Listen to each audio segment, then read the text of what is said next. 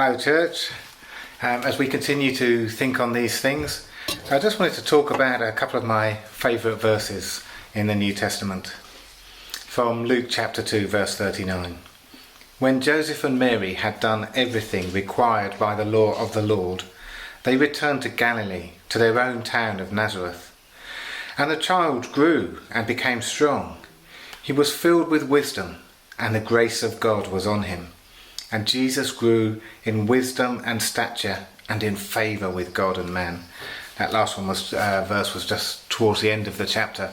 But I love that. We don't know much about Jesus' childhood, but we do have these few verses in Luke that help us to just see something of Jesus.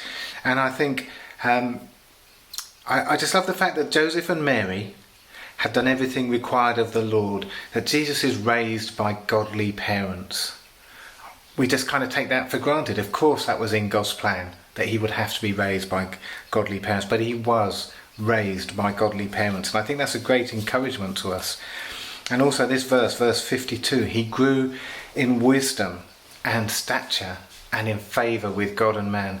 I don't know about you, but I certainly know when my own children were born, that's something that I longed for my children to grow in favour with God and man, and to grow in wisdom and stature.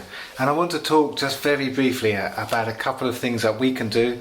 And I would say we as a church, not just parents with children at home, but we as a church can do to help our children to grow in wisdom, stature and favour with God and man.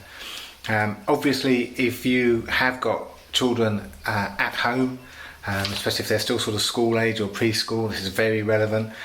But we're all part of a church, we're all part of a community, and as Dave so often reminds us, it takes a village to make a man. So we need to be a community that makes men and women of God. But in practical sense, how do we do this? I've already hinted that they had godly parents, and certainly we need to set them an example as parents. And this is challenging. I've been through this, and I know that there were times when I think I did actually set a godly example, but I can think of many times when I didn't. So I'm really pleased to be able to say God does not require perfection. But let's read what it says in Deuteronomy 6, some verses which are very well known to many of us. Hear, O Israel, the Lord our God, the Lord is one. Love the Lord your God with all your heart and with all your soul and with all your strength. These commandments that I give you today are to be on your hearts. Impress them on your children. Talk about them when you sit at home and when you walk along the road, when you lie down and when you get up. That last verse about impress them, the commandments upon your children. I know in previous generations this often seems to have been caricatured as teach them the word of God. They've got to learn the word of God. They've got to obey all the rules. Well, I'm all for learning the word of God. I think it's brilliant to have verses in your mind, and I'm all for teaching children the word of God. And there are behaviours we want to learn, and we want our children to learn, and we want to impress that on them. But I want to just look at that last bit of the verse where it says, talk about them when you sit at home and when you walk along the road, when you lie down and when you get up. Talking about these in that scenario, really that verse is saying, in life, talk about the word of God. But I want to say something that, just putting the Bible down. Jesus is often referred to as the incarnation, God becoming flesh. God, the word of God, the living word of God, coming down to be amongst us, to be in our world, to meet us in our world. And let's not miss the opportunity. Our children have friends, they go to school, they have other relationships, they have interests, they like games. Some of them will listen to the news, and they will hear things. That's their world. Let's not separate our faith, our belief in the word of God, from their world. Let's look for wisdom, for understanding, for opportunity to bring the word of God into their world.